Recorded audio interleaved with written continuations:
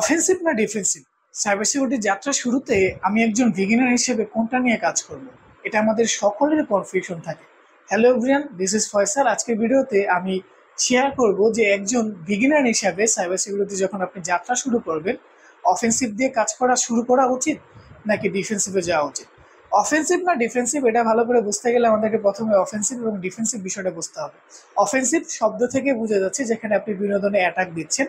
Defensive শব্দ থেকে বোঝা যাচ্ছে যেখানে আপনি অ্যাটাকটাকে মূলত প্রিভেন্ট করতে চাচ্ছেন। তো অফেন্সিভে মূলত বিভিন্ন ধরনের অ্যাটাক গুলো দেওয়া হয়, মডার্ন অ্যাটাক যেগুলো আছে, brute force attack, man in the middle attack, অথবা ওয়েবের বিভিন্ন ধরনের অ্যাটাক গুলো, ম্যালওয়্যার অ্যাটাক গুলো আমরা দিয়ে থাকি। আর পাশাপাশি ডিফেন্সিভে আমরা এই অ্যাটাক গুলোকে কিন্তু প্রতিরোধ করার চেষ্টা করি। এখন আপনি অফেন্সিভে কি করছেন? রেড টিমিং এর কাজগুলো করতেছেন, আপনি সিস্টেম ব্রেক করার চেষ্টা করছেন, অ্যাপ্লিকেশন ব্রেক করার চেষ্টা করছেন, এপিআই, এপিকে, আইওস বিষয়গুলো আপনি বানানোটি খুঁজে বের করে ব্রেক করার চেষ্টা করছেন, নিজে পেলোড ক্রিয়েট করতেছেন, পাইথনের স্ক্রিপ্ট বানাচ্ছেন, ব্যাশ স্ক্রিপ্ট বানাচ্ছেন, এবং সেটা অনুসারে টার্গেট যেটা আছে সেটাকে কম্প্রোমাইজ অথবা এক্সপ্লয়েট করার ট্রাই করতেছেন। ডিফেন্সিভে কি করা হচ্ছে? এই যে কিভাবে অ্যাটাক হচ্ছে সেটা কারণ বের করা, ম্যালওয়্যার অ্যানালাইসিস করা, পাশাপাশি অ্যাটাক যেন না হয় সেই জন্য প্রস্তুতি গ্রহণ করা, অ্যাটাক হয়ে গেলে নোটিফিকেশন পাওয়া, সে কাজগুলো করা হয়। তো অফেন্সিভে আপনি অ্যাটাক দিচ্ছেন, ডিফেন্সিভে সেটাকে প্রতিরোধ করার ট্রাই করছেন।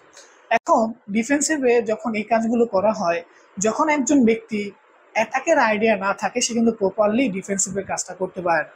আপনি যখন ম্যালওয়্যার অ্যানালাইসিস করবেন, আপনি ম্যালওয়্যারের টাইপই জানেন না, তাহলে কিভাবে কাজ করবেন?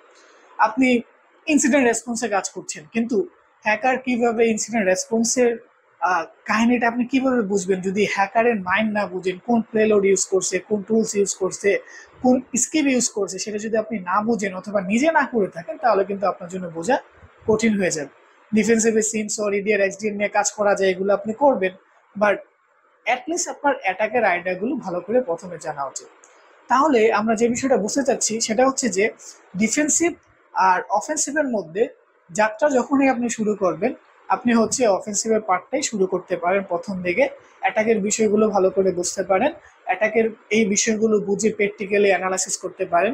যদি আপনি প্রোগ্রামিংয়ে ভালো থাকেন, আপনার যদি নতুন জিনিস শিখতে ভালো লাগে, আপনি অফেন্সিভের মধ্যে থাকতে পারেন, এটা কেরিয়ার অনেক ভালো। পাশাপাশি ডিফেন্সিভের কেরিয়ার অনেক ভালো, আপনি চাইলে ডিফেন্সিভও কেরিয়ার তৈরি করতে পারেন। তবে ডিফেন্সিভের বিষয়গুলো শুরু করার আগে আমি অবশ্যই সবাইকে রিকমেন্ড করব অফেন্সিভের বিষয়গুলো কমপক্ষে 2 বছর ভালো করে বুঝে দেন হচ্ছে আপনি ডিফেন্সিভে যেতে পারেন। কারণ ডিফেন্সিভে মূলত অফেন্সিভের বিষয়গুলো নিয়ে অ্যানালাইসিস করা হয়, অ্যাটাক কিভাবে হয়েছে, প্লেলেটের ধরন, টাইপ, তারপরে কি ঘটনা ঘটে গেছে, এগুলো নিয়ে আলোচনা করা হয়। আপনি ডিজিটাল ইনভেস্টিগেশন বলেন, ম্যালওয়্যার অ্যানালাইসিস বলেন, অথবা ইনসিডেন্ট রেসপন্স বলেন, ঘুরে ফিরে অ্যাটাকের বিষয়গুলো চেক করা হয়।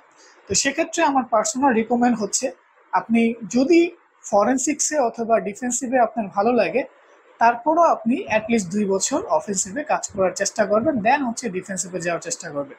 আর যারা অফেন্সিভে কাজ করছেন তাদের জন্য তো কোনো কথাই নেই, আপনারা আপনাদের স্কিলগুলো আরো ভালো করার চেষ্টা করেন, প্রচুর পরিমাণে প্রবলেম সলভ করুন, বিভিন্ন ধরনের ব্যান্ডলগুলো নেওয়ার চেষ্টা করুন, এবং পাশাপাশি নিজের রাইট গুলো বিভিন্ন জায়গায় সরিয়ে দিন। আজকের ভিডিওতে এই পর্যন্তই, সবাই ভালো থাকবেন। আসসালামু আলাইকুম।